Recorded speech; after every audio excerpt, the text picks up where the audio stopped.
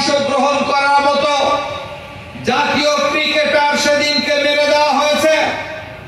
মুজাহিদের মতো বলিষ্ঠ নেতৃত্বকে মেরে সবার শরীরের উপরে লাফালাফি করেছে। আমি নিজেও আজকে ইউটিউবে সার্চ দিয়ে এই ভিডিওর দিকে নিজেরা তাকিয়ে থাকতে পারেনি। পারেন নাকি? ভয়াবহ দৃশ্য সেদিনকার। এই দৃশ্য সারা পৃথিবীর অ্যাম্বাসিডার যারা থাকে, রাষ্ট্রদূত যারা থাকে, তাদেরকে আহ্বান করে যেদিনকে দেখানো হয়েছিল, চোখে পানি আসেনি এরকম কোন রাষ্ট্রদূত সে জায়গায় খুঁজে পাওয়া যায়নি। এই নির্মম ইতিহাস শুধু ইতিহাসই নয়, সেদিন বাংলাদেশ তার গতিপথ হারিয়েছিল। গতিপথ কেমন হারিয়েছিল সেটা আমরা স্বচক্ষে দেখেছি।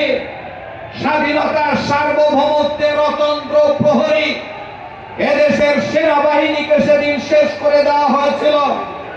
বর্ডারে যারা শত্রুর মোকাবেলায় দাঁড়িয়ে থাকে, সেই বিডিআরের 18,000 ফ্যামিলিকে কোনো না কোনো ভাবে শেষ করা হয়েছে। এদেশের স্বাধীনতার সার্বভৌমত্বের অতন্ত্র প্রহরী, রাজনৈতিক দিক থেকে যারা দৃঢ়তার পরিচয় দিয়ে রাজনীতি করে, বাংলাদেশ জামাত ইসলামীর শীর্ষ নেতৃবৃন্দকে কারাগারে এবং ফাঁসির মঞ্চে সেদিনকে হত্যা করেছিল। সারা দেশে হাজারো ভাইকে গুম, খুন, ক্রসফায়ারের মাধ্যমে হত্যা করেছে আমাদের প্রিয় বন্ধুরা। সেদিন যে গতিপথ হারিয়েছে, সেই গতিপথে আমাদের কেয়ারটেকার বাতিল হয়েছে। সেদিন যে দেশ গতিপথ হারিয়েছিল, সেই গতিপথ হারানোতে ফ্যাসিস্ট সরকার 3 টার্মের নির্বাচনকে জোর জাপট করে অবৈধ নির্বাচন দিয়েছিল। বাংলাদেশের মানুষের উপরে তারা জগদ্দল পাথরের মতো চেপে বসেছিল।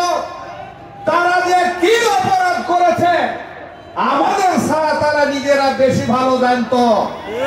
যার কারণে গত বছরের 5ই আগস্ট যখন তাদের পতন ঘটেছে, এদেশের নেতৃবৃন্দ সহ 300 জন এমপি, মন্ত্রী, ইমাম সাহেব সহ বিনা নোটিশে তারা দেশ ছেড়ে পালিয়েছে।